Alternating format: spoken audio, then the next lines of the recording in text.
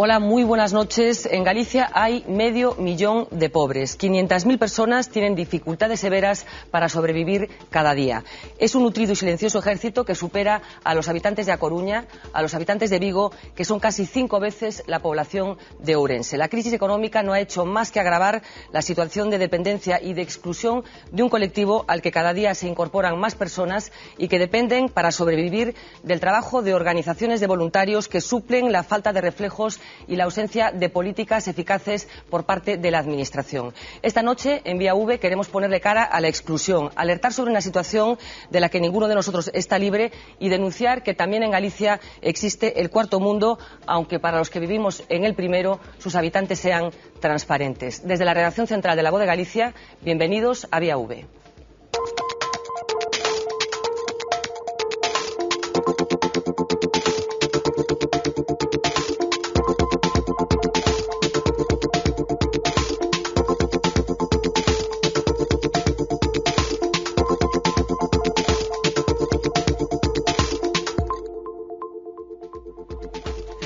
¿Cómo sobrevive el 500.000 de gallegos que vive bajo el umbral de la pobreza? ¿En qué piensan por la noche esos miles de personas que no saben qué van a comer al día siguiente? ¿Estamos actuando correctamente como sociedad?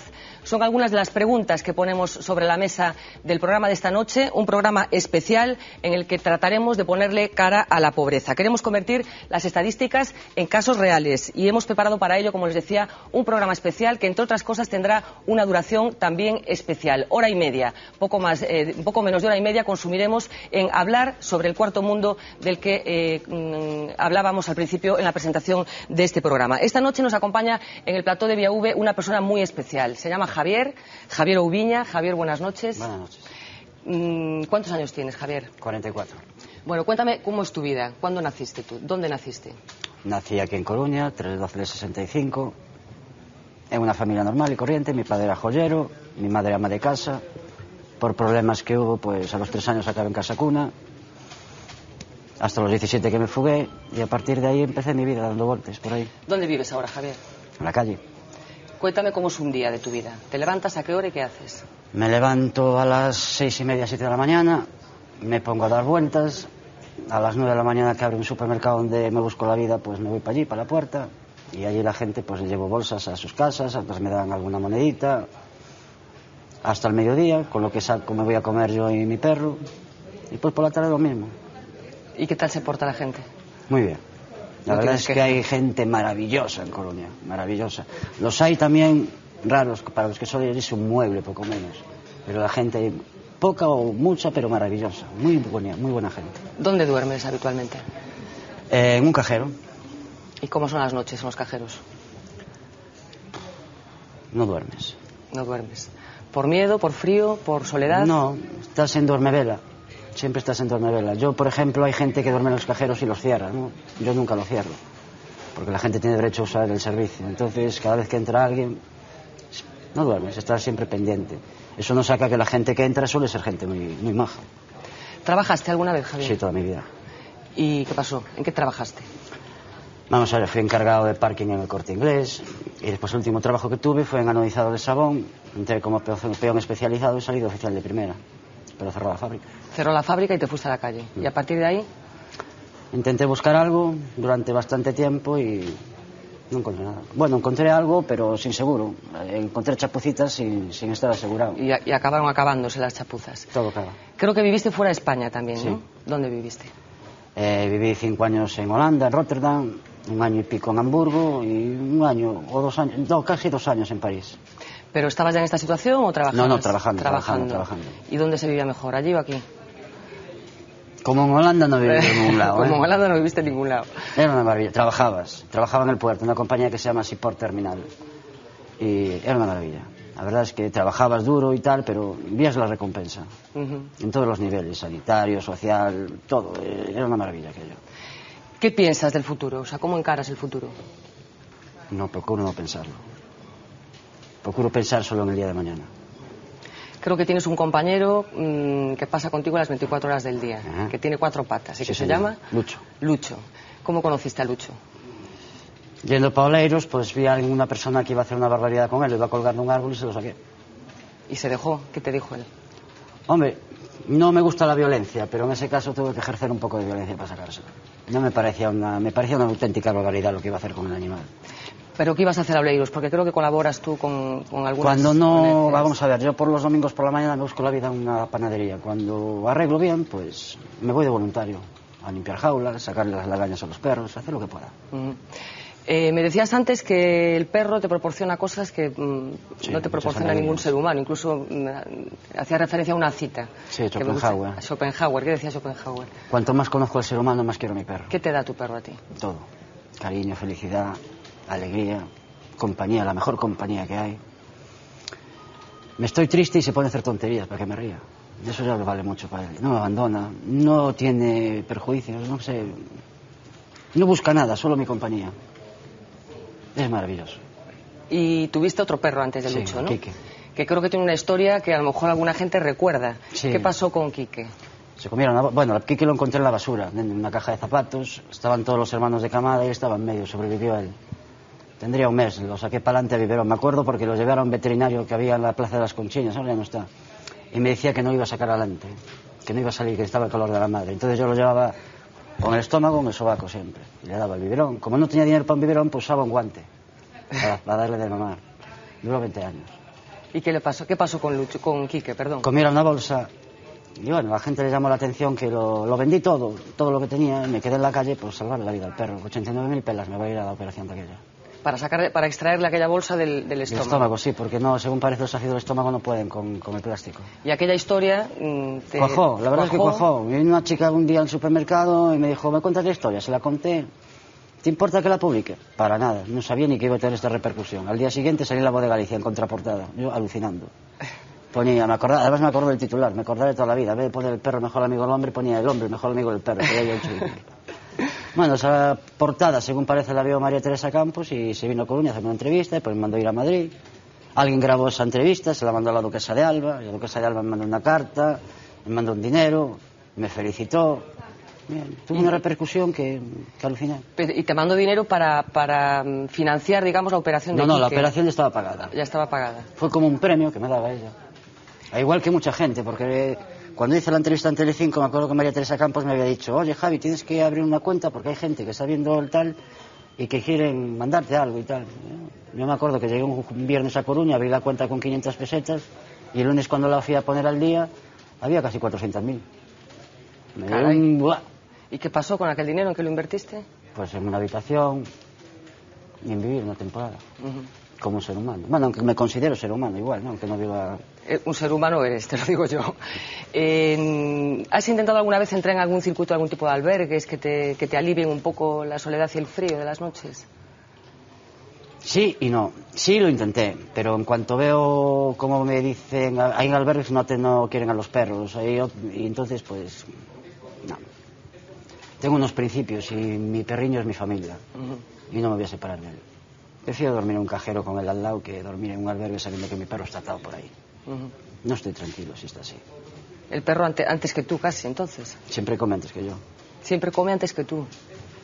¿Dónde comes habitualmente? ¿Qué vas a veces, sociales? bueno, el fin de semana voy a la cocina económica con la terrina para llevarle la comida, porque claro, está bien la cocina económica, pero no me gusta dejar el perro fuera porque hay, con perdón de la expresión, hay alguna vez que va cada gentuza que se mete con él. ¿Con el perro? Y yo no me gusta la violencia, pero si tocan al perro lo mato. ¿Qué esperas del futuro? Me decías que prefieres pensar en mañana. No pienso en el futuro, ¿Qué pienso esperas en que mañana. suceda mañana? Pues que cubra mis gastos, simplemente eso. Ya no espero nada más. ¿A qué dedicas el tiempo libre? Creo que eres un lector empedernido, ¿no? ¿Qué estás leyendo ahora, por ejemplo? Una de aventuras. Una de aventuras. Sí, el Tesoro Maya. No me preguntes el autor porque eso es una cosa que nunca se me ha cojado, los autores. ¿Pero qué te gusta, la literatura de aventuras? O... No, me gusta la historia. La historia. Sí, pero como no puedo comprarme los libros y tengo poco tiempo para ir a las bibliotecas, pues se lo pido a la gente, oye, si puede bajarme un libro. ¿Y te dejan libros la gente? Sí, muchísimos libros. Todos los que tengo pues me los va bajando la gente. ¿Y los periódicos? Creo que tienes una idea particular de lo que cuentan los periódicos. Sí, pues la verdad es que sí. No quiero ofender a nadie, pero para mí un periódico no informa, desinforma. ¿Pero por qué tienes esta teoría? Porque hablabas también de que antes que la gente lee solamente lo que quiere leer en los periódicos. La gente parece que vive a gusto en la ignorancia, no sabiendo. Después se quejan, pero de momento no quieren leer. Solo leen las cabeceras y no leen lo que es la noticia. ¿Cómo ves a la gente reaccionar cuando se enfrenta a ti? Cuando te encuentras a alguien delante, ¿cómo suele reaccionar la gente? Algunos bien, otros te ignoran, a otros se les nota en la vista que les molestas, simplemente con estar ahí. Para otros eres un mueble, pero yo siempre me quedo con la gente que se para a hablar conmigo, aunque sea solo del día. ¿Que es más la gente que se para o la gente que...? Más la gente que se para. Llevo mucho tiempo allí, no sé, igual es que tengo don de gentes, no lo sé, pero me llevo muy bien con la gente. Además hay gente a la que quiero muchísimo, la verdad. ¿Tienes la sensación a veces de que eres transparente? ¿Que hay gente que prefiere no ver a la gente que está en tu situación? Sí, muchísimo. Muchísimo. La gente hay veces que prefiere ignorar. Lo entiendo, ¿no? Porque a nadie le gusta sufrir gratis, pero prefieren ignorar. Hay mucha gente que prefiere ignorar lo que estás. Y hay otra gente que ya no es que quieran ignorar, es que les molesta simplemente que estés pidiendo. ¿Quién tiene la culpa, según tú, de la situación en la que vives tú y en la que vive mucha otra gente, aquí en Galicia y en España? ¿Quién tiene la culpa? No te lo podría decir. En mi caso particular, pues mira, llegó un momento en que tanto buscar trabajo, tanto que te digan, ya te llamaremos. Mira, te voy a contar un caso. El último trabajo al que fui fue una empresa de limpieza. No te voy a decir el nombre porque no quiero tal. Estaba en el polígono de Ícara o Ícaro o algo así, después de Santa Cristina. Fui recomendado por uno de los que trabajaba allí. Hice la entrevista y me pareció que la entrevista salía de maravilla. No me llamaron. Vi al chavalito este que me había recomendado y le pregunté, oye, ¿la razón? Y me dice, no, es que al jefe le caíste bien, pero es que te vio muy demacrado. ¿Cómo quiere que estés en la calle? Gordito y sonrolladito, pues no lo entiendo. O sea que tu aspecto físico también se ha convertido en un impedimento para conseguir muchísimo. Ahora mismo he pasado una enfermedad de pulmón y como estoy delgado es lo que más me preocupa ahora mismo. Porque la gente simplemente porque estés en la calle y estés delgado, o eres drogadicto, o eres alcohólico, o tienes algún tipo de problema. No pueden entender que a esta situación llega cualquiera. No hace falta ni ser alcohólico, ni ser drogadicto, ni nada. Simplemente es un mal revés de la vida y te deja ahí. Imagínate ahora te duermes por la noche en tu cama. Bueno, por cierto, creo que ayer dormiste en una pensión y me contabas antes de empezar que tuviste que dormir en el suelo. Que estás sí, tuve que dormir a la alfombra. Ya no estás acostumbrado a los colchones, ¿no? Tu cuerpo está acostumbrado a dormir Ahora está acostumbrado a dormir en duro y en parte tiene su parte buena, no me duele la espalda ya. Bueno, pues imagínate, Javier, que te acuestas esta noche y que mañana te despiertas. ¿Dónde te gustaría despertarte? Un sueño. ¿Y en qué situación?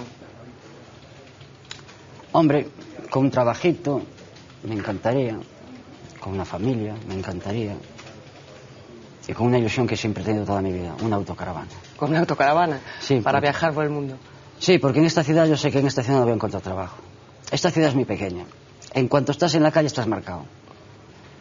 Porque te conoce al final. Sí, sí, sí. Vas a cualquier entrevista de trabajo y alguien te ha visto en el Gadis pidiendo y lo va a comentar. Y lo dicho, como estás delgado, pues tienes algún tipo de problema, ya no te contratan. Ya no te dan esa oportunidad de demostrar lo que vales. Y a veces le puedo decir que la gente de la calle vale muchísimo más que cualquier otro. ¿Tienes amigos entre la gente de la calle? Sí, no muchos, pero sí. Y es dura la calle, quiero decir, hay que tener muchas precauciones. Muchísimas, y lo peor es que no hay solidaridad entre nosotros. Así como ves a otras etnias como los gitanos, los rumanos, que se apoyan entre ellos, nosotros no nos apoyamos entre nosotros. No sé por qué la razón, pero no nos apoyamos. Yo dentro de la calle me llevo bien con 3 o 4, con José, que está un poquito más adelante, Juan Flores, con el rubio de allí, pero es que después no hay unidad entre nosotros. No lo entiendo, nunca lo entenderé. Siempre he hablado muchas veces de este tema con ellos y nunca no le encontramos solución. ¿Y dónde os veis? ¿Dónde os encontráis? ¿En los parques? Un poco como... Sí, en los parques, o simplemente dando una vuelta, o a veces quedamos para comer el bocadillo juntos y hablar. O si alguno tiene dinero, pues vamos a tomar el café, y vamos todos a tomar el café. ¿Ves las cosas peores hoy que hace un año? ¿Ves sí, que hay más gente...? Muchísimo peor. ¿Sí? Muchísimo peor, sí. Te puedo decir, en 10 meses para aquí, pues sí, he notado lo que es lo que llaman la crisis. Bueno, pues para mí crisis es los 12 meses del año, pero lo que es la crisis, sí, muchísimo, lo he notado muchísimo. Y hay más gente en la calle.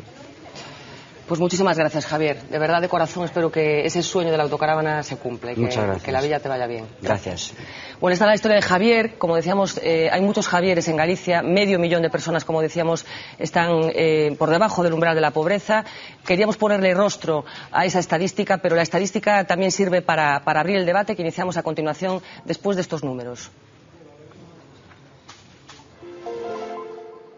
En Galicia, casi medio millón de personas son pobres y otras 100.000 están en riesgo de exclusión. Un peligro al que están más expuestos los hombres jóvenes en edad de trabajar y con hijos. Según el último informe de la Cruz Roja, este es el perfil de las personas más vulnerables en la actualidad. Perfil que incluye tanto a inmigrantes como a españoles. Atrás quedaron los años en los que los extranjeros eran los que más inseguridad tenían. Ahora, junto a las mujeres, conforman el 70% de los contratos temporales, lo que les da mayor inseguridad. Pero los trabajadores tampoco se libran. Según Cruz Roja, los sueldos bajos hacen que todos vivan con mayor precariedad en la sociedad actual.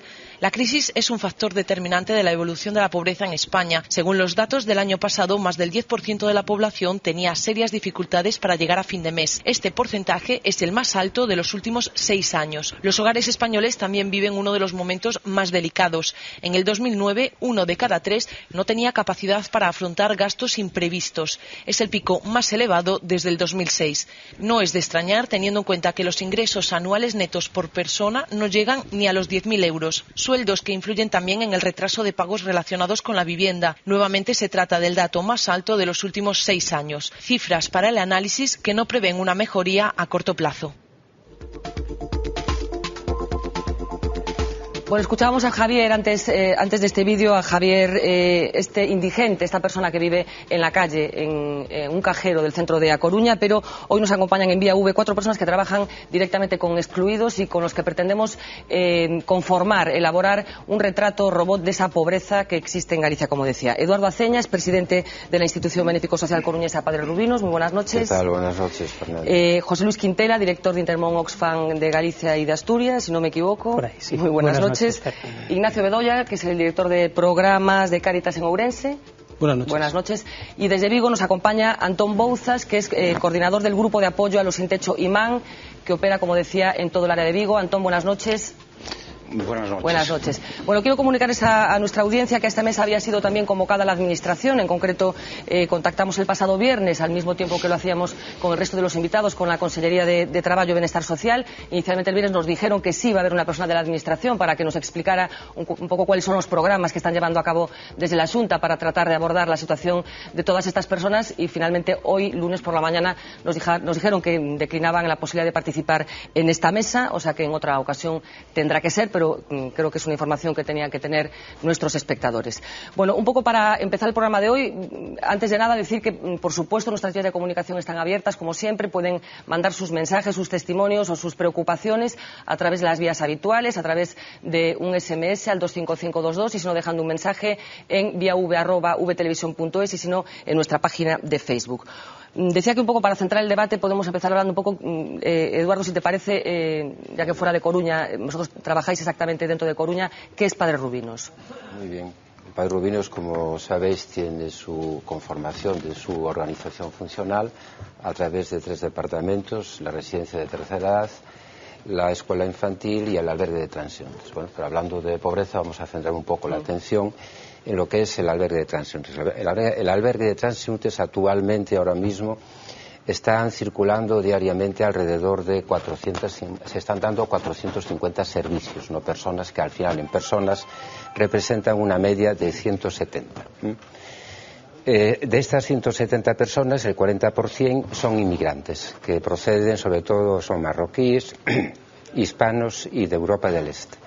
Luego hay un 30% que es gente que deviene de patologías, de enfermedades, o bien porque concurren en ellos algún vicio, como puede ser la ludopatía, cierto alcoholismo, enfermedades mentales, y un 30% es lo que yo puedo denominar los llamados especulados, que son la consecuencia derivada de los especulados de la especulación, que es esta gente joven que va de 25 a 40 años, que ha perdido su puesto de trabajo, deambula por la ciudad de La Coruña en busca de trabajo. Y hay mucha gente, o sea, mucha... Un 30%, yo calculo que estamos hablando de alrededor de 70 personas dentro del abanico de gente que estamos ahora mismo indicando, de 170 firmes atendiendo a los 450 servicios diarios.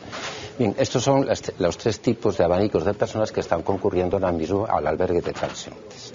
Entonces, ¿cuáles son los objetivos que se plantea el albergue de transeúntes con este tipo de personas? En primer lugar, satisfacer sus necesidades biológicas básicas, primarias y esenciales, que son la alimentación, vestido y vivienda. En segundo término, reducir los daños mejorando su salud física y psíquica. Y en tercer lugar, llevar a cabo programas de inserción social y laboral. Con este tipo de planteamientos y de objetivos a seguir, se cuenta con personal técnico a través de una directora del albergue que es licenciada en psicología clínica y trabajadora social, 2 educadores sociales, una psicóloga, una trabajadora social, un psiquiatra, que es el doctor Márquez, jefe del departamento de psiquiatría del CHUAC. Sí, vamos, tendremos tiempo para entrar en más detalles, si te parece un perfil, una radiografía muy concreta para poder dar paso a los lo que hacemos con este programa de inserción sociolaboral es que toda aquella persona que entra en el albergue de transeúntes y que quiere insertarse, que tenga voluntad de llevar a cabo ese programa de inserción sociolaboral, pues se llevan a cabo programas de informática, programas de búsqueda de empleo, y de hecho a lo largo de este año, desde enero a la fecha, hemos conseguido que 5 personas que han entrado voluntariamente en ese programa de inserción sociolaboral hayan encontrado puesto de trabajo. Un rumano, un griego, 2 nacionales y el tercero de otra, no recuerdo, sí, ecuatoriano, exactamente, ecuatoriano. Uno en carpintería, otro en fontanería, otro en albañilería, otro peluquero. Se ha conseguido que a través de esos programas esta gente que estaba excluida socialmente haya podido retornar a la vida social de las personas. Si te parece, vamos a Ignacio, me gustaría un poco que nos resumieras también cuál es la estructura un poco de Cáritas aquí en Galicia. Vamos a ver, la estructura de Cáritas en Galicia es exactamente igual en todo el territorio. Nosotros estamos repartidos por diócesis, en donde pues hay una Cáritas diocesana que es la encargada de vehiculizar todas las ayudas a cada territorio de su competencia. Y luego hay Cáritas parroquiales, que son las que están establecidas, pues como su propio nombre indica, en las parroquias, que fundamentalmente pues a lo que se dedican es a atender las necesidades del barrio, ¿no? Básicamente estamos estructurados de esta manera. Hay 5 diócesis, hay 5 Cáritas diocesanas y luego dentro de cada diócesis pues hay sus correspondientes Cáritas parroquiales. Intermón, ¿qué trabajo específico estáis haciendo aquí en Galicia? Sé que tenéis una labor que no compete solamente a este territorio, sino que es mucho más amplia, pero en lo que respecta a Galicia, ¿qué es lo que estáis haciendo? Sí, bueno, a pesar de que la situación es muy compleja y muy desesperada para muchas personas aquí, y muchas de ellas además desde un recrudecimiento de su situación por causa de la coyuntura económica, lo cierto es que nosotros sobre todo seguimos apostando por las personas en contextos con un índice de desarrollo humano más bajo, ¿no? Entonces, lo que es aplicación de fondos de toda la Confederación Oxfam Internacional, el mayor grupo privado del mundo que se dedica a estas cosas, sobre todo van a otras realidades. Aquí lo que hacemos es algo que creo que es importante, es complementario y tiene que ver desde los estudios y el análisis, muchas veces en colaboración con entidades tan prestigiosas y tan de primera mano como Cáritas, hasta un poco José Luis, te tengo que interrumpir, que nos tenemos que ir a publicidad. A la vuelta tenemos todavía mucho tiempo para hablar con todos y cada uno de vosotros. Tenemos a Antón Bouzas también en vivo, que no nos olvidamos de él. Lo que decía, unos minutos para publicidad y regresamos aquí en Vía V, en este programa especial en el que pretendemos hablar de la exclusión social aquí en Galicia.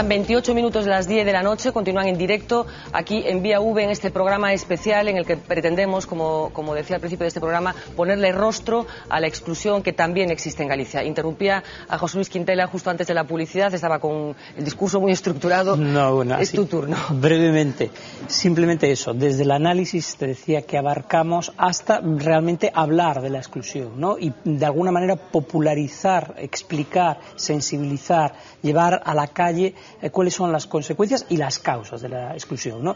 Nadie es más pobre o tiene menos recursos que otro por la gracia de Dios, ¿no? Esto es por unas causas concretas y que muchas veces tienen que ver con políticas que son las mismas que han empobrecido a alguien de Sudán o del Chad o de Guatemala, por poner ejemplos bien concretos. Entonces, desde ese análisis, desde ese estudio, hasta la propuesta de políticas concretas, como puede ser una tasa al dinero que especula únicamente u otras cosas de las que podemos hablar luego si quieres, que lo que pretenden es generar recursos, generar flujos de capital que realmente vayan contra las causas estructurales de la pobreza, que tal como están las cosas es a donde hay que ir, ¿no? Más allá de la literatura.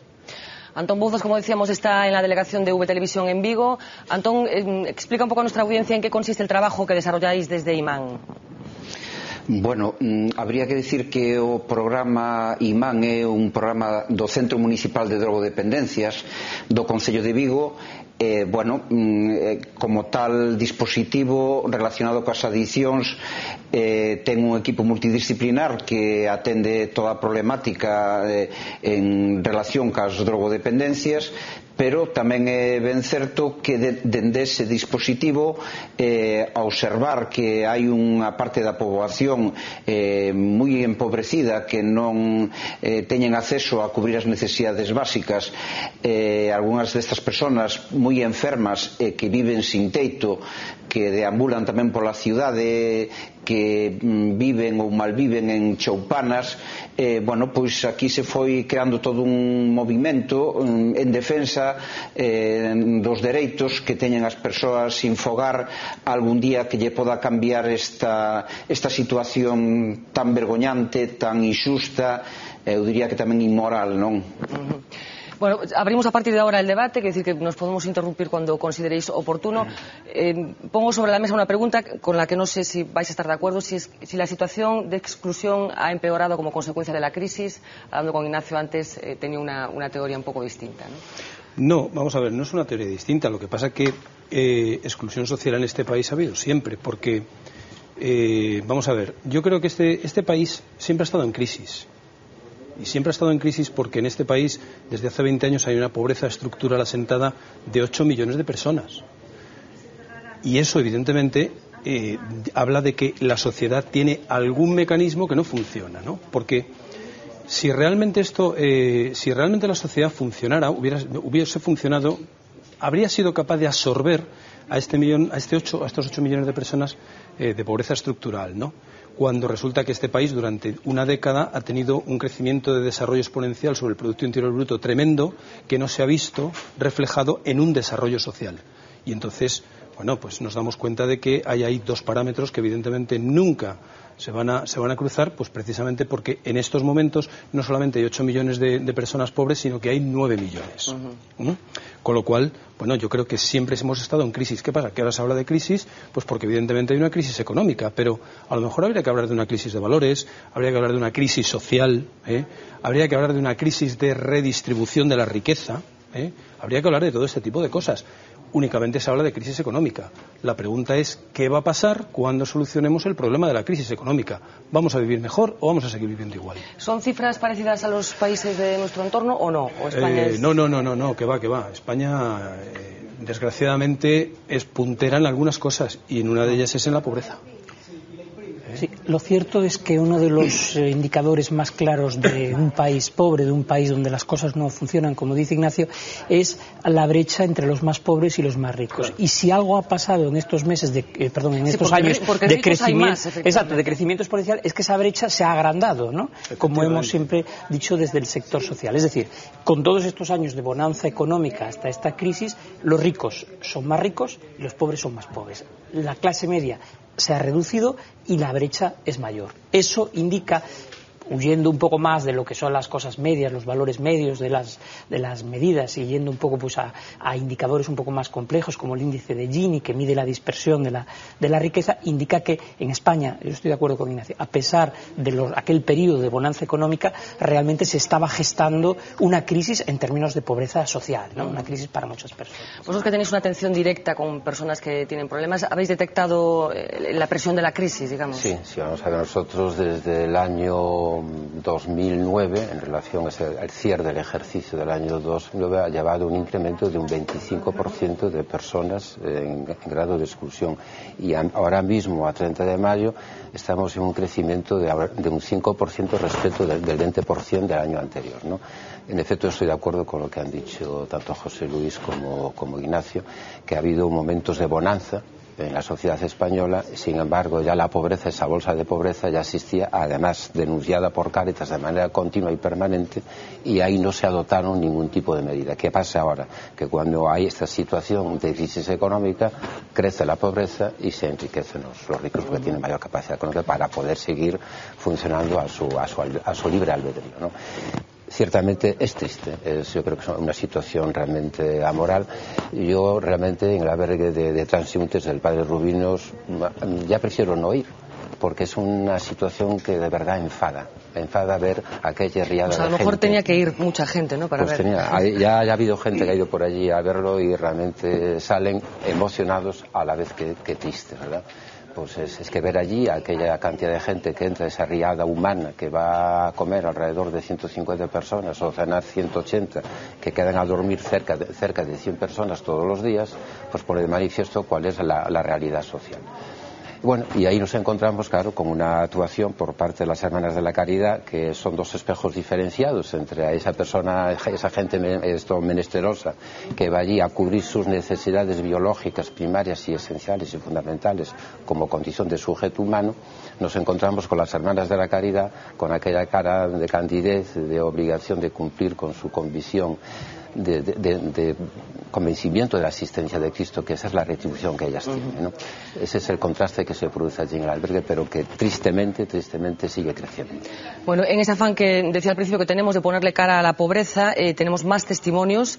Ellos son Mario Rui Gómez, un portugués de Lisboa de 39 años, cumplidos el pasado sábado, que lleva 15 viviendo en Galicia, todos prácticamente en la indigencia. Alberto Antonio Pomar, de 58 años, de Mallorca, y Miguel Rodríguez Coello, de 60 años, un cubano de la provincia de Guantánamo, que probablemente escogió venir a España en el momento peor de los posibles. Con ellos habló Ruth Sousa. Hay miradas que lo dicen todo y hay historias que excusan al narrador porque sus protagonistas las explican sin ayuda. A mí no me gusta esta vida, porque no hago nada, paso el día entero para acá, para allá y también piso en la calle. En esta historia hay verdades que saltan a los ojos. No me basta para pagar la habitación. Si pago la habitación no puedo comer. Y si como, tengo que dormir en la calle. Y quien pese a todo mantiene la fortaleza. Yo nunca en la vida me había visto en esta situación, pero bueno, sabía que tenía que enfrentarla porque lógicamente iba a salir de mi país. Hay derechos que nadie debería perder. No quiero dinero, solamente necesito un poco de apoyo, un poco de cariño y poder vivir como una persona que soy. Y hay distintas visiones del futuro. Voy a gestionar mi trabajo a donde los encuentre y a trabajar en lo que tenga que trabajar. Fue el objetivo con el que vine y es con el que sigo pensando en lo mismo. Es muy difícil para mí, muy difícil. Ojalá se me pudiese alegrar un poco el futuro. El futuro no falo porque no me va a tocar. Si esto fuera un cuento, habría un final feliz, pero esta historia termina con puntos suspensivos. Bueno, es posible romper ese círculo del que hablaba Alberto Antonio Pomar. Decía, si como no puedo ir a una pensión y si voy a la pensión no puedo comer. ¿Cómo se rompe el círculo? Hombre, el círculo en realidad se puede romper, evidentemente. Lo que pasa es que hay que implementar recursos. Uno de los recursos que hay que implementar y que falta, yo creo que en todas las ciudades de Galicia, son los centros de baja exigencia para este tipo de personas que no estén todo el día tiradas en la calle. Estamos de acuerdo que trabajar con un transeúnte es complicado porque a veces es una forma de vida para alguno de ellos, pero evidentemente si no tienen recursos, están todo el día desde las 8 de la mañana, que pueden salir de los albergues, hasta que vuelven a entrar por la noche en la calle sin hacer nada, pues en buena lógica el círculo no se va a romper. ¿Qué pasa? Que son evidentemente recursos que son muy caros, los centros de baja exigencia, pero son elementos tremendamente necesarios, en donde ellos saben que en un momento dado a lo largo del día pues van a poder entrar allí a recibir una ayuda de carácter asistencial en un principio y luego de carácter promocional, de desarrollo de la persona, de ir trabajando poco a poco sus potencialidades de forma y manera que puedan sentirse personas válidas a la sociedad. ¿Se puede romper el círculo? Pues hombre, eso también depende de ellos, evidentemente, pero por encima de todo es un tema que depende también de que la administración tome conciencia, porque ahora se empieza a hablar de este tipo de gente, pero es que este tipo de personas, los transeúntes, los ha habido toda la vida en este país, toda la vida. ¿Qué pasa? Que antes, bueno, pues estaban ocultos, era pobreza invisible. Ahora, ¿qué pasa? Que se empieza a visibilizar muchísimo más, quizás porque el tema de la crisis esté también azotando a familias que antes estaban en una situación normal, entre comillas, con lo cual lo que está cambiando es la tipología de la pobreza. Y por eso, evidentemente, se empieza a hablar ahora de ellos. Ahora, había que haber hablado de ellos ya hace muchísimos años, probablemente todos los días, ¿no? Esto es un poco lo que pasa con las campañas de Navidad. A veces da la sensación de que los pobres nada más que comen en Navidad. No, los pobres comen todos los días. Entonces, pues es evidente que están muy bien las campañas de Navidad, pero lo que es la solidaridad, la educación en valores, el mostrarle a la sociedad su cara oculta, que en definitiva es algo que hemos generado todos, esto hay que hacerlo todos los días, por parte de las entidades sociales. Antón, que no nos olvidamos de ti. ¿Habéis detectado desde Imán, que trabaja, como decíamos, en Vigo, una ciudad de casi 300.000 habitantes, que ha subido el número de personas con problemas en la ciudad? Bueno, desde o sector no que eu máis me desenvolvo, que serían personas sin fogar, que eu non lle chamaría tampouco transeúntes, porque realmente son veciñas e veciños da cidade de Vigo. Nós temos calculado que pode haber 300 persoas sin fogar, destas que están todo o día na rúa. E si é certo que se nota o aumento de persoas que antes non eran visibles para nós, que aumenta ese número de persoas, pero tamén é ben certo que, ainda por desgracia, as persoas que xa levan en esta situación moitos anos, que son persoas con un problema crónico de falta de fogar, cando hai escasez como ahora, digamos que estos, tal vez os que levan máis tempo xa tirados nas rúas, que están moi enfermos no momento en que a escasez é grande e que a demanda social de axudas nos distintos servicios de tipo social, evidentemente, digamos que como sempre os máis excluídos, os máis pobres, é máis difícil casi poñelos en valor, non?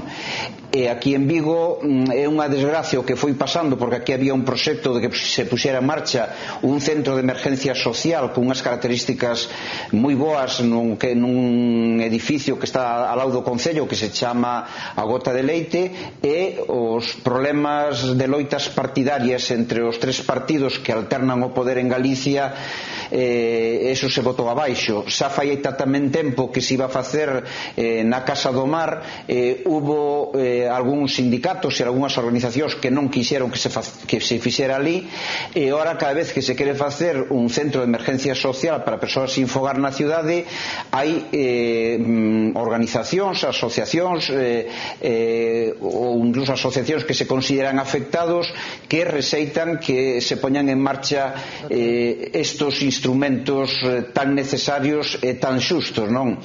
En ese sentido, sí que sería importante facer un chamamento á población en xeral, non solamente para que non rexeiten este tipo de servicios tan necesarios, sino que os apoyen, porque en definitiva a calidade de vida dos máis pobres que podan ter acceso a estos servicios vai a redundar primeiro en eles, que o merecen como seres humanos, pero tamén no conxunto da sociedade. Pois falaba Antón Bouzas desa falta de habilidade ou de, non sei que palabra especificar, da administración para tomar decisións. Por que credes que a administración non toma decisións que realmente axuden a resolver o problema? É unha cuestión de falta de vontade ou de falta de talento ou de falta de presuposto? Que sucede? un poco de todo, ¿no? No, yo, vamos a ver, aquí en La Coruña en concreto, en el albergue de Transiunt, es una propuesta que le formalizó la institución, yo como presidenta, el actual alcalde de la ciudad, se creó el llamado Calor Café, que es un servicio que tiene un éxito extraordinario. Tiene una capacidad de 35 personas que financia de manera íntegramente el Ayuntamiento de La Coruña, y desde las 5 de la tarde, en época invernal, están allí, pueden tomar café, pueden tomar su leche, pueden tomar un bocadillo, pueden ver la televisión, pueden leer, pueden entrar en internet y pueden entrar, si lo consideran oportuno, en estos cursos de formación para producir en ellos la inserción sociolaboral. Luego, entonces, La Coruña, en este ámbito y en este terreno concreto, está estableciendo mecanismos de actuación para poder llevar a cabo este tipo de corrección. Además de todo ello, también la Xunta de Galicia interviene y participa desde el punto de vista económico en todo este tipo de actuaciones. Ya reiteraba al principio que una de las actuaciones que tiene el albergue de Transiunt son esos programas de inserción sociolaboral, que no solamente afectan este servicio Calor Café, que forma parte de la organización del albergue, sino que afecta al conjunto general de esta población excluida. Por tanto, La Coruña, en ese sentido, sí se ha preocupado, sí se está molestando. Posiblemente lo que le hace falta es mucho más espacio, porque si hay 35 plazas, a veces tenemos que, con todo el orden del mundo, tener que decir que ya no tenemos más espacio para atender a esa gente. El problema es espacio. Sí. Si no existieran organizaciones como las vuestras, ¿qué pasaría? Hombre, a mí me agrada muchísimo escuchar al compañero de Coruña decir esto, porque una vez más queda patente el desequilibrio territorial de esta comunidad autónoma, ¿no? En donde hay, pues evidentemente, una parte de Galicia que es rica, en el más amplio sentido del término, y otra parte en la que evidentemente pues es pobre, ¿no? Curiosamente, en el 25% del territorio está viviendo el 75% de la población de Galicia, y en el 75% del territorio vive el 25% de la población de Galicia, ¿no? Y nosotros, pues por ejemplo, el tema del que está hablando el compañero, no lo tenemos resuelto. Es decir, allí no hay un centro de baja exigencia para este tipo de colectivos, que además yo entiendo que es necesario, ¿no? Porque sobre todo es un tema que afecta muchísimo a la dignidad de la persona. El ver a la persona tirada por la calle es un tema que afecta bastante a la dignidad de la persona. Es decir, ¿quién se ocupa de esa persona, no? ¿Se ocupa el concello? ¿Es obligación del concello? ¿La soberanía alimentaria es obligación de los estados? ¿Es obligación de las entidades sociales? ¿De quién es el tema de la soberanía alimentaria? Es decir, yo creo que un poco lo que habría que empezar a definir es de quién es la responsabilidad. Y cuando esté definida de quién es la responsabilidad, si por cualquier circunstancia las administraciones no son capaces de acometer este tipo de trabajos, bien, pues hablen ustedes con las entidades sociales. Pero yo creo que en primer lugar lo que hay que hacer es definir de quién son las responsabilidades. Porque parece ser que este colectivo en concreto no es responsabilidad de nadie. Entonces, bueno, pues aparece Padre Rubinos y trabaja con ellos. Tienen la suerte de que tienen programas conveniados con la Xunta, tienen un concello que, bueno, que ha sido permeable a esta problemática, ¿no? Y entonces, bueno, pues están haciendo un buen trabajo. Pero es que en Orense en concreto no tengo datos de Orense, porque evidentemente pues he traído datos pues muy generales. Pero bueno, está muy claro que este tipo de cuestiones pues son cuestiones que hay que tenerlas en cuenta, ¿no? Eso por una parte. Es muy interesante, perdona, para mí este análisis que hacéis, la Galicia pobre, la Galicia rica, porque es un poco el análisis que nosotros hacemos más en macro, el mundo pobre, el mundo rico, ¿no? Esto del 85% viven con el 15% o al revés, o la población se concentra así o de la otra manera, nos da una imagen, una foto de qué está pasando en el mundo, que al final son procesos muy parecidos a los de exclusión aquí, ¿no? Decía el autor que la cara de la pobreza es la misma en todos los sitios, ¿no? Y al final los ranchitos, las favelas, tal, y lo que te puedas encontrar aquí en Penamoa es parecido, ¿no? Esto por una parte. Y por otra parte quería comentar un tema que decía Antón y que me gustaría rescatar, ¿no?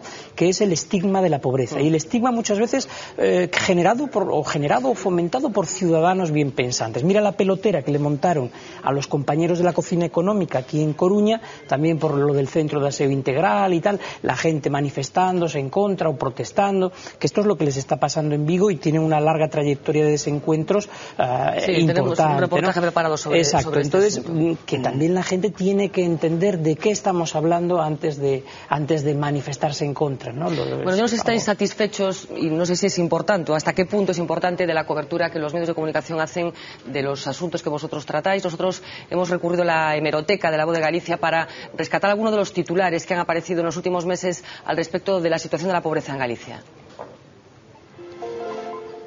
La crisis económica dispara un 40% las peticiones de ayuda a Cáritas, así titulaba La Voz de Galicia el 13 de noviembre del 2009. Y a partir de ahí la situación solo fue empeorando. El riesgo de exclusión social volvió a ocupar los grandes titulares y a marcar la agenda política e institucional de las comarcas gallegas. Y cuando la economía se resiente, los que más la notan son los que con ella conviven a diario. En Compostela, la asistencia a personas pobres aumenta un 50% en tan solo un año. En Lugo, Cáritas alerta para el incremento de familias a punto de ser desalojadas. En España, el número de pobres aumentó un 3,4% y a las familias les cuesta cada vez más llegar a final de mes.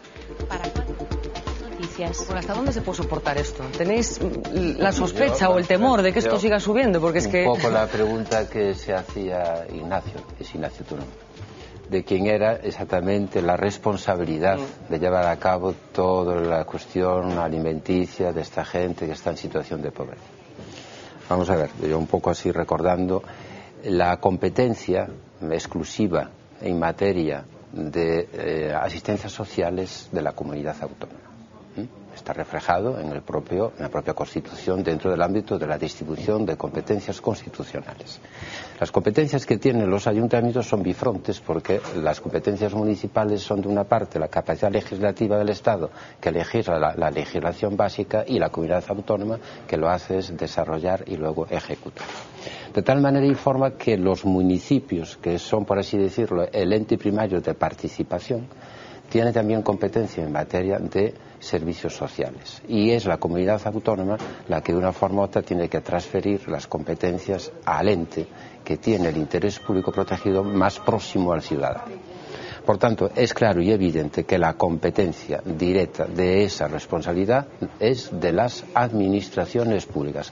Tienen una competencia de gestión directa de un servicio público, pero la ley les permite llevar a cabo la llamada gestión indirecta de ese servicio. Por tanto, hoy el modelo que se viene siguiendo es el modelo de participación del ente público con las entidades sociales. Pongo el ejemplo nuestro aquí en La Coruña, en donde el albergue de transeúntes, siendo un servicio público de la competencia local, es a través de una gestión indirecta que el ayuntamiento, a través de un concierto jurídico, formaliza con la institución. Y siempre les hará mucho más cómodo a la administración pública este principio de cooperación con las entidades sociales existentes que no crearse sus propios establecimientos con su personal funcionario, porque además ni jamás conseguirá la administración, sea local, sea estatal o autonómica, alcanzar la eficacia y la eficiencia en la gestión de un servicio como es el servicio de un albergue de transeúntes. Jamás podrá alcanzar eso. Si esto está reconocido y este tema está muy claro. Tiene que coger el toro por los cuernos, una responsabilidad previa, claro. Sentarse y tener que incrementar las acciones y las prestaciones económicas con este tipo de entidades, y más aún ahora cuando estamos hablando del crecimiento de la pobreza. Entonces, evidentemente me estás dando la razón. Es decir, lo que tendría que hacer la administración en cada territorio es sentarse con las entidades que están trabajando con este tipo de colectivos y llegar a puntos de encuentro con ellos. Lo que no se puede hacer es meter la cabeza debajo del ala. Yo no sé eso en estos momentos un poco lo que está pasando. Claro, es decir, el tema es así, ¿no? Es decir, lo que está pasando precisamente es un poco esto. Es decir, como hay entidades sociales que me están sacando las castañas del fuego, yo me retiro. La moderadora nos preguntaba que qué es lo que pasaría si las entidades sociales dejaran de hacer su trabajo. Bueno, en concreto Cáritas viene atendiendo a 1 millón de personas al año en España. Yo no sé lo que pasaría si Cáritas dejara de atender a 1 millón de personas en España al año. No sabremos lo que pasaría. Lo mismo que pasaría con vosotros. Probablemente habría un problema de orden social, seguramente. Posiblemente. Posiblemente habría un problema de orden social. Entonces, bueno, yo creo que nosotros por nuestra parte también tenemos que entonar nuestro mea culpa, porque estamos metidos en una especie de corralito en el cual, bueno, pues esto es lo mío y no quiero que me lo mueva nadie, y a lo mejor pues probablemente lo que tendríamos que hacer es un poco más de trabajo en red, ¿no? Con la finalidad de manifestar realmente que en Galicia, en estos momentos, pues hay una tasa de riesgo de pobreza del 14,56%, que no es ninguna tontería, con unas rentas de integración social que están entre 187,68 euros. Y con los parámetros que indican el nivel de pobreza y el bajo desarrollo humano aumentan. Es evidente que como mínimo, pues una persona para poder vivir debería de tener una renta de inserción que estuviera cifrada como mínimo en el salario mínimo interprofesional. necesariamente interprofesional, porque efectivamente, como dicen las personas que están hablando en los reportajes, si yo estoy percibiendo 387,68 euros y tengo que pagar 200 euros de habitación, no me quedan 100 euros para vivir. Es decir, entonces, ¿esto qué es? La pescadilla que se muerde la cola, ¿no? Es decir, estamos hablando de, en definitiva, de un estado del bienestar que lo único que hace es fomentar políticas pasivas. Da dinero, pero da tan poco dinero que es que no sirve para nada, es decir, no sirve para que la persona salga de ese círculo vicioso en el que está metido, ¿no? Y esto es un tema que también habría que hablar.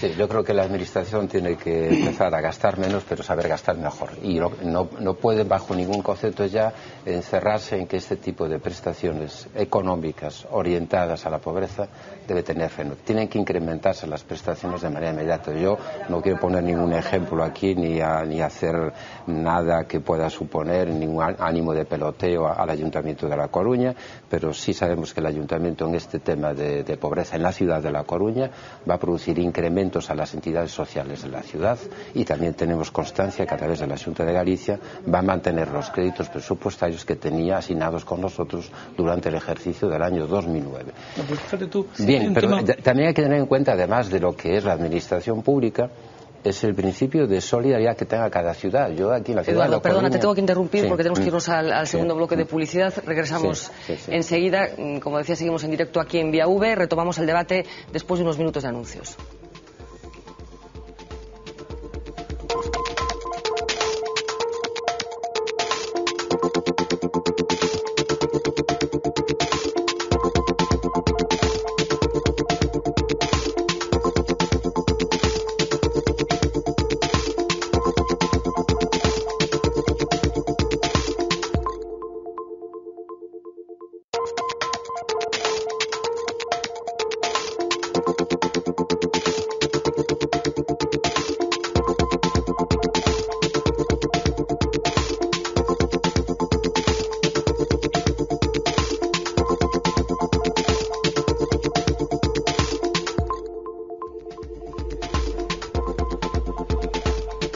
Pasa un minuto de las 11 de la noche, continuamos aquí en directo en Vía V y siguen abiertas nuestras vías de comunicación con todos ustedes. Precisamente a través de Facebook nos llega un comentario que firma Javier López Prol y que dice precisamente quen debería ser a encargada de arranxar o problema da pobreza e a exclusión é a administración pública, mediante a construción dun sistema económico xusto. A súa ausencia voluntaria é a maior evidencia de que a injustiza é inherente ao sistema socioeconómico vixente. Problema estructural, hablabas tú un poco al principio del programa, ¿no? Es un problema, evidentemente es un problema estructural. La pobreza siempre es estructural, ¿no? Aquí y en todas partes. Estamos en un sistema que ya se anunció incluso antes de Descartes, un sistema materialista totalmente, ¿no? Y yo creo que habría que empezar un poco a replantearse las cosas, ¿no? Y a empezar a hablar de decrecimiento, que no es hablar de frenar la economía, sino de crecimiento es replantearse la economía, porque la economía en estos momentos, el sistema económico en estos momentos no piensa en las personas. Piensa en los mercados. Claro, piensa en los mercados. Si pensara en las personas, otro gallo nos cantaría. Y a lo mejor incluso pues habría que utilizar un término que acuña un economista rumano, que no recuerdo ahora cómo se llama, que es acrecimiento. Que es, vamos a sentarnos tranquilamente a pensarnos el sistema económico que tenemos en estos momentos y vamos a reconducirlo de forma que no nos vuelva a pasar lo que nos está pasando. Lo que pasa, perdona, que decir los mercados al final es un eufemismo para decir personas con intereses muy concretos que han demostrado históricamente que han podido tirar la libra en un momento dado o el euro o lo que... Bueno, en el transcurso de este debate ha salido en varias ocasiones la situación del albergue de transeúntes de Vigo, un deseo porque se lleva peleando muchísimos años en la ciudad olívica, que parecía que había encontrado una solución hace unas semanas, pero que últimamente se está encontrando con la oposición de los vecinos de la zona en la que se quiere instalar ese albergue. Vamos a recordar en un reportaje de Marta Clavero qué sucede con esta vieja demanda de organizaciones sociales como Imán. Vigo cifra en 300 el número de sin techo que deambulan por sus calles. En 2006 fallecieron 7 indigentes por enfermedad, accidente, alcoholismo e incluso asesinato. Fue entonces cuando el colectivo social Oimán reivindicó un albergue de carácter público para la ciudad. Actualmente la alternativa de estos mendigos se reduce a organizaciones religiosas donde existen normas estrictas. Después de 4 años de movilizaciones, enfrentamientos políticos y cambios de ubicación, Por fin todos se han puesto de acuerdo, o ese al menos es lo que parecía hace tan solo un mes.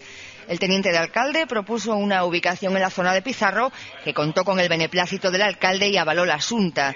Sería de tan solo 30 plazas, nada que ver con la que Oimán reivindicaba en un principio, pero se aceptan. Todo perfecto hasta que los vecinos de Pizarro levantaron la voz. No nos negamos al albergue, pero en otra ubicación. Esto no es un barrio muy pequeño, un barrio con unas calles muy estrechas y que ha estado dejado de la mano de nuestros políticos toda la vida y ahora solo se acuerdan para traernos esto aquí. Días después de respaldar el proyecto de su socio de gobierno, el alcalde reculó asegurando que se trata de un capricho de Santiago Domínguez, que por cierto mañana mismo se reunirá con estos vecinos para tratar el asunto. El regidor vigués asegura además tener un par de proyectos alternativos y mientras los indigentes siguen esperando. Bueno, Antón, te veíamos ahí departiendo con el alcalde de Vigo. ¿Tenéis miedo de que este proyecto de construcción del albergue se frustre una vez más? Bueno, pois podría ser que pase isto porque as movilizacións van crecendo, parece que as persoas desa zona están organizándose cada vez aparecen máis cartazos, explicacións, reunións que están facendo. A verdad que hai unha oposición moi seria para que este centro de emergencia social, que evidentemente é algo escaso, pero nós o que decimos que cando as necesidades son tan grandes, pois 30 camas máis serían importantes. Nós seguimos pensando que un dos extremos máis grandes da exclusión social é o vivir sin fogar, porque sin fogar non se poden cubrir as necesidades básicas.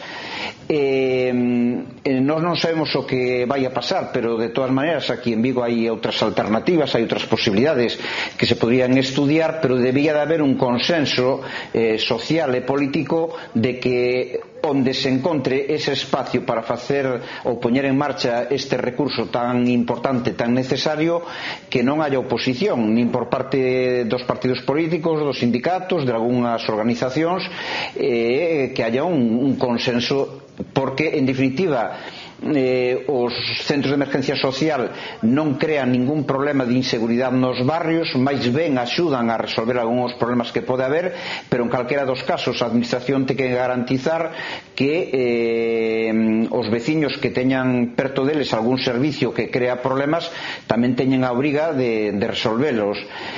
Antes falabades aí de quen era a responsabilidade de que estos centros se poñan en marcha. Había un proxecto para toda Galicia, que nas 7 cidades máis importantes de Galicia se iban a poñer en marcha estos centros de emergencia social para persoas sin fogar, e todo isto se ve que se está indo ao traste este proxecto. Por lo tanto, habría que facer un chamamento de carácter humanitario, respetuoso, sincero. Non se pode seguir dicindo ou rexeitando a unha parte da población polo feito de ser sin fogar. Os sin fogar non son delincuentes, non producen inseguridade, eu diría que casi o contrario. Entón, estas explicacións que hai moitas veces están máis relacionadas con temas especulativos, pensar que onde se fai un centro de emergencia social pode baixar o precio das propias casas. En definitiva, aquí hai que recordar que hai unha Constitución, hai unha Carta Internacional de Dereitos Humanos que obriga aos estados, aos concellos, ás diputacións, ás comunidades autónomas a non permitir que a xente siga morrendo na rúa como morren a de parte nunhas condicións de vida insufribles. A verdad, os que coñecemos de cerca esta problemática e sobre todo os que as padecen, é inmoral que se alguén siga propoñendo que non se faga nunha zona concreta un centro de emergencia social. José Luis estaba pidiendo paso. Es que yo iba a decir que muchas veces lo que a mí me sugiere esta reflexión, porque en Coruña con Penamoa hubo una cosa parecida y yo le dije al alcalde Javier Losada que tenía que sacar, entre comillas, los tanques a la calle. O sea, la reflexión que a mí me produce es que los alcaldes, al margen de conseguir votos y de ser simpáticos, que lo tienen que ser y amables y tal, tienen que saber gobernar, ¿no? Y hay situaciones y hay ámbitos en los que hay que saber sacar los tanques a la calle. Y la situación que está produciéndose hoy en Vigo con el albergue es realmente preocupante y realmente única en Galicia, o de lo peor en cuanto a plazas, en fin, lo sabe mucho más Antón que yo. No, es que hace una paradoja que una ciudad de 300.000 habitantes habitantes no tenga ningún... El ayuntamiento, entonces la asociación de vecinos no, que es un barrio muy pequeño. Oiga, pero es decir, el alcalde tiene que saber gobernar, pegar un puñetazo a la mesa y decir, aquí vamos a hacer el albergue, se oponga quien se oponga, ¿no? Porque muchas veces es eso, por tratar de contentar y templar gaitas. Y yo entiendo que en un sistema democrático los alcaldes tienen que templar gaitas, porque si no, no salen elegidos, pero a veces tienen que tener mano ejecutiva. Y cuando los derechos humanos están encima de la mesa, no hay vuelta de hoja, ahí hay que hacerlo y punto, ¿no? Hombre, y esa es la valentía política. Evidentemente, porque entre otras razones yo creo que la política es el arte de gestionar la discrepancia. Sí, señor. Ni más ni menos. Y cuando eso está afectando a derechos de ciudadano, evidentemente, más que nunca es cuando tiene que aparecer el animal político del alcalde para saber gestionar la discrepancia. Lo que no puede ser es que haya un barrio que diga, no, yo esto no lo quiero aquí, yo esto no lo quiero aquí.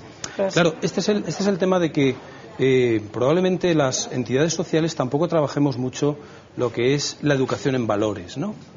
En el sentido de que debíamos de tener más presencia, no solamente en medios de comunicación, sino también en calle, para ir mostrando lo que es todo esto, la realidad que tenemos, porque a veces yo tengo la sensación de que estamos viviendo en el mundo del yupi y la realidad no es esa. Cuando tenemos, bueno, pues si hemos venido aquí a hablar de pobreza de Galicia, hablemos de pobreza, y hablemos de pobreza diciendo que el 27,02% de los hogares de esta comunidad autónoma vive exclusivamente de prestaciones, del tipo que sean. El 27,2%, que traducido a hogares son 270.000 hogares, Hablemos de pobreza. Hablemos de pobreza. La tasa de riesgo de Galicia, la tasa de pobreza de riesgo está en el 14,56. Hablemos de pobreza. El umbral de pobreza está en 571 euros. Sí. Hablemos de pobreza. La risga son 387 euros. Y podría seguir así. Y luego hay otra pobreza, que es la pobreza que hay en el paro, la exclusión social, en donde el 91,89% de las mujeres son mayores de 25 años. De las personas que están apuntadas en estos momentos en la oficina de empleo. Es decir, sobre 228.507, el 91,89% son mayores de 25 años. Bueno, ¿cómo sobrevive una sociedad Hablemos de pobreza. con estas cifras? ¿Cómo se gestiona esto? ¿Cómo es posible que no saquemos los tanques a la calle? Redes social, o sea, ayuda de la familia y economía sumergida. Es decir, no hace falta sacar los tanques a la calle, ni muchísimo menos. Lo que hace falta es decirle a la ciudadanía en qué país está viviendo. Sencillamente para que la ciudadanía tenga conciencia. E imponer medidas sociales. Y de esta manera haya criterios de solidaridad, que ya los hay, evidentemente, porque, bueno, pues Cáritas es una entidad que, por supuesto, tiene muchísimos donantes, tiene un perfil medio de donante que no es precisamente joven, sino que son personas mayores, que a lo mejor pues se desprenden de una parte de su pensión para poder, para que se reparta con otras personas que tienen probablemente las mismas necesidades que ellos, pero que ellas, bueno, pues tienen más o menos cubiertas, ¿no? Entonces, yo creo que lo que hay que hacer aquí es una educación en valores, evidentemente, y manifestarle a la sociedad en qué país está viviendo, es decir, en cada provincia, pues cómo se está viviendo. Y mire usted, los parámetros sociales de su provincia son estos. No se piense usted que porque usted viva muy bien, su vecino de al lado vive muy bien, porque, claro, luego estamos hablando del tema de la solidaridad urbana. Es decir, solidaridad urbana no hay, porque la solidaridad urbana principalmente afecta al problema de la vivienda, que es un problema que todavía está sin resolver, el acceso a la vivienda. Y el acceso a la vivienda va a tardar muchos años en resolverse, mientras la vivienda se siga considerando un bien de mercado y no un bien social o un derecho social, ¿no? Como debería ser realmente. Eduardo, vosotros que trabajáis directamente día a día con gente que tiene problemas de este tipo, ¿cómo gestiona una persona que de repente se encuentra en la situación de tener que recurrir a un comedor social, por ejemplo?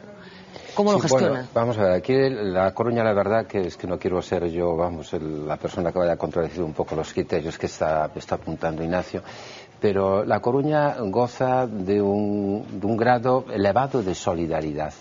Además de deciros que en el año pasado cerramos 120.000 servicios y si tenemos en cuenta los servicios de la guardería y de la residencia de ancianos, que alcanzarían un total de 300.000 servicios al año, si aplicásemos un precio de mercado medio de 5 euros, estaríamos gastando 1,5 millones de euros en la alimentación de ese tipo de personas. Además de todo ello, resulta que hay en La Coruña alrededor de 500 familias de inmigrantes que se acercan al albergue de transeúntes al año, en petición de alimentación. alimentación que la llevan, pues se le dan harina o le dan pues habas, garbanzos, etcétera, ¿no? E incluso cuando ese tipo de población en un momento determinado, que claramente no hace falta ninguna prueba de hecho porque ya viene la mujer en estado de gestación, que vamos a tener un niño, ya las hermanas de la caridad van formando su ropa y cuando nazca tendrá pues ese niño la dignidad de vida y correspondiente. Y ahora hay que preguntarse, ¿y entonces cómo es posible que vosotros con 300.000 servicios de alimentación atendáis de otra parte a 500 personas, a familias de inmigrantes que le dais también alimentación y vestido? ¿Cómo sois capaces de financiar todo ello si tenéis un presupuesto de 1,5 millones de euros al año y 960.000 euros de gasto en personal? La solidaridad de la ciudad de La Coruña. Os puedo decir, hace 5 días hemos recibido, y lo voy a decir, 20 toneladas de alimentación. Se dice aquí pronto. 20 toneladas de alimentación de la Cruz Roja, que es la que distribuye en función de los excedentes de la Unión Europea. Hay un compromiso unilateral y a motu propio de Begonza, Eroski Begonza y de Gadis, que son los 3, y Banco Alimentos, que son las 4, por así decir, distribuidoras que tiene la institución, que de manera constante y permanente y de forma racionalizada vienen entregando ese tipo de productos. Esto es lo que hace que la institución se gaste al año 140.000 euros en alimentación cuando le haría falta 1,5 millones de euros. Pero no solamente son ellos, es que además hay gente particular que va a la compra, el Gadis, y aparece con el carro de la compra y lo entrega en la institución. O hay otro caso contrario, de gente que hace donativos económicos y que en lo que va de año y a 31 de mayo ya hemos superado los 200.000 euros, que supone el 15% del presupuesto. La Coruña tiene esa capacidad de solidaridad. Hombre, curiosamente. También es la provincia más rica de Galicia. Sin perjuicio, hablemos sin perjuicio de la exigencia que tengo que decir que las administraciones públicas tienen que dar a cabo una mayor cooperación pública y privada con las entidades sociales. Claro, sí, a mí eso me parece fantástico y eso está muy bien, pero evidentemente La Coruña es la provincia más rica de Galicia. Cuando yo he hablado antes de solidaridad, evidentemente Orense es una provincia en donde sus habitantes son tremendamente solidarios, pero es que Orense es la provincia más pobre de todo Galicia. No, ya está claro. Sí, no, entonces, lógicamente, eso tiene que tener una compensación de alguna manera. Yo no digo que, evidentemente, en Coruña no sean solidarios, que son muy solidarios, pero en Orense también lo son. Pero es que, lógicamente, Orense es solidario en su medida, porque es la provincia más pobre de todo Galicia. Antón, estaba Eduardo Aceña presumiendo de la solidaridad de los coruñeses. ¿Cómo se están comportando en este sentido los vigueses? ¿Tener la sensación de que existe conciencia social suficiente al respecto de la situación de la gente que vive en la calle? Bueno, tendríamos que decir que en Vigo tamén hai unha serie de recursos sociales. Hai programas de calle, de café calor, lavanderías para que a xente se poda duchar, hai comedores, hai 2 centros albergues para persoas sin fogar de entidades religiosas. Entón, eso está claro que está aí, que esa solidaridade hai moita xente que a está expresando dunha maneira ou de outra, pero nós temos que poñer sempre ao acento, poñerlle cara ás persoas que dentro da pobreza extrema están peor, non? Entón aí estaría esa población de persoas sin teito. É terrible cando te chaman dun hospital dicindo que é unha persona que entrou ali prácticamente sin moitas esperanzas de vida, que cando teñen que darlle alta non teñen donde poder decirlle a esta persona pois vas a seguir o tratamento fora, pero en un espacio onde podas ter adherencia aos tratamentos, poder tomar os tratamentos, porque é ben certo que dentro desta pobreza hai un sector da población que, ademais de non ter teito, están gravemente enfermos. E iso, eu creo que, inda que haya moita solidaridade que hai, que tamén está ben decila, pero o que non se pode tolerar que unha sociedade tan rica, tan opulenta como a que temos, que a distribución da riqueza e que determinados temas, antes o dixo aí algún tertuliano, os políticos deben de dar a cara por estos temas, e incluso, inda que sea popular unha medida que teñen que facer de poñer un centro de emergencia social, non permitir que un grupo de ciudadanos por moitas razóns que digan ter, en definitiva estarían, nadie se atrevería ahora a decir que non se pode montar un centro para mulleres maltratadas ou para africanos, porque se lles podría decir que serían problemas de machismo, que podrían ser temas de racismo. Bueno, pois en relación co tema de os sectores da población que se opoñen a estos recursos públicos, hai unha palabra que os define, que é a porofobia, que é esa especie de rexeitamento ás persoas máis empobrecidas, e isto a verdad que eu casi me atrevo a decir que é intolerable, non? É intolerable. Coincidimos contigo, seguro, Antón, todos que estamos nesta mesa. Bueno, unha das institucións que se está ocupando aquí na Coruña de xente con problemas de inserción é a Cociña Económica, que comparte traballo con Padre Rubinos. Nos estivemos hoxe nesta cociña seguindo un pouco os traballos mentras se facía a comida e falando con parte da xente que visitaba estas instalacións. A las 12 del mediodía, la Cocina Económica de A Coruña abre sus puertas a las decenas de personas que diariamente acuden al centro a comer. Aquí el que viene a comer paga 6 céntimos, el que los tiene. El que no los tiene pasa exactamente igual. Viene más gente, mucho más. Desde que empezó la crisis, pues esto aumentó bastante. La poca economía de la que dispongo me ayuda a poder disfrutarla un poco más. Yo tengo una pensión pequeñita, no me llega, ¿no? Entonces tengo que venir a comer aquí. Me encuentro en la calle hace tiempo. No tengo más remedio que venir a comer aquí. Y fui una mujer que nunca me faltó de nada. Y sin embargo ya ves cómo da la vuelta a la vida. Dentro de la cocina, 8 personas trabajan duro para preparar los 600 platos que sirven todos los días. Poner el agua, las soperas, y según van comiendo se van retirando. Yo vine para aquí, se llenaba el comedor y luego un segundo turno pues de 5 mesas, y ahora hay veces que a lo mejor tenemos 20. También se le da la oportunidad a la gente que viene al comedor de que entre a formar parte de la plantilla. Casi la mitad es gente que antes venía al comedor. Uno de estos casos es el de Milton. Venía aquí a comer igual que los demás y me ponía a ayudar ahí y pude conseguir trabajar aquí. Ya tengo 69 años ya, que ya era para estar sentado en la casa, pero bueno, las circunstancias no lo permiten. A pesar de todas las dificultades, los usuarios del comedor no pierden la esperanza. Estoy buscando trabajo, que el que busca encuentra. A ver si tengo suerte. A ver. Mira, Méndez, esta mujer que participaba en este reportaje, decía una frase: fui una mujer que nunca me faltó de nada y ahora me encuentro en esto. ¿Es fácil pasarse al otro lado? Sí, claro que es muy fácil. No, porque a veces como que tenemos una sensación de que la estabilidad es algo que no nos va a abandonar nunca, ¿no? De hecho, las nuevas pobrezas están llenas de personas que estaban en el otro lado y han pasado como consecuencia de la crisis a una situación de exclusión social totalmente, en donde han perdido su piso, han perdido su empleo, es decir, han perdido, bueno, pues una estabilidad material que tenían ahí, ¿no? Y que era, pues lógicamente, su proyecto de vida. Y a la inversa, ¿es fácil volver al lado de acá? Seguramente más difícil, ¿no? Sí, porque yo pienso que sí. Hay dinámicas que a veces se vuelven un tanto irreversibles o que se retroalimentan, ¿no? Pero bueno, esa es la esperanza, ¿no? Bueno, hablamos un poco antes, ya encaramos los últimos minutos del programa. ¿Hay un perfil concreto de pobres en Galicia? Cualquiera de los tres.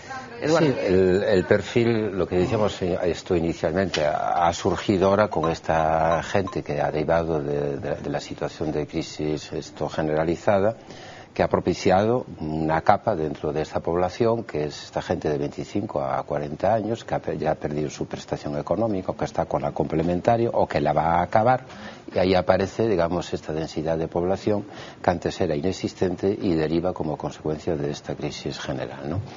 Ya decía al principio que inicialmente en la breve transeúnte nos encontramos con 3 capas de población, donde había aquella población que de una manera u otra tenía una adicción a un determinado vicio, bien sea la ludopatía, bien sea la droga, bien sea cualquier frustración social que le ha impedido recuperarse, y se queda de manera voluntaria excluida socialmente. Pero sin embargo sí es curioso, y quiero esto hacer mención en ello, que en el albergue de transeúntes del Padre Rubinos de la ciudad de La Coruña se está trabajando muchísimo con este tipo de gente que voluntariamente quiera aceptar volver a reinsertarse socialmente.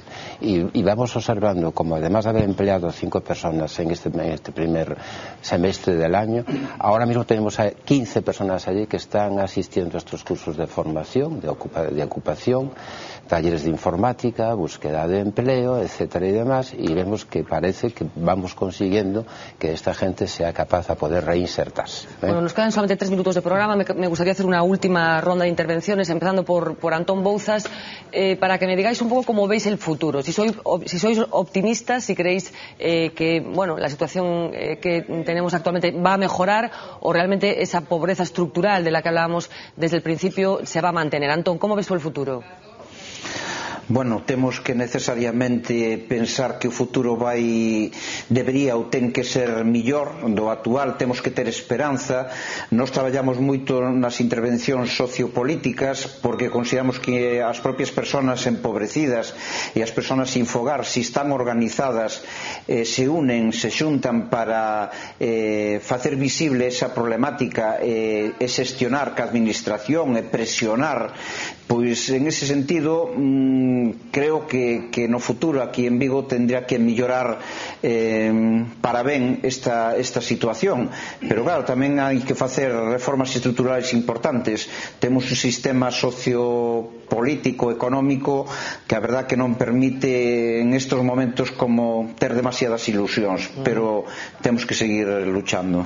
Bueno, 30 segundos, Eduardo. Va a ser un camino ciertamente difícil. Sabemos bien cómo está la situación económica. Yo creo que un poco va a marcar la pauta a ver qué sucede en este último trimestre de este ejercicio como consecuencia del incremento del IVA, a ver cómo se comporta la economía y a ver qué reacción tiene el mercado para tratar de coadyuvar y contribuir a rehacer este principio de igualdad social que realmente es preciso y necesario.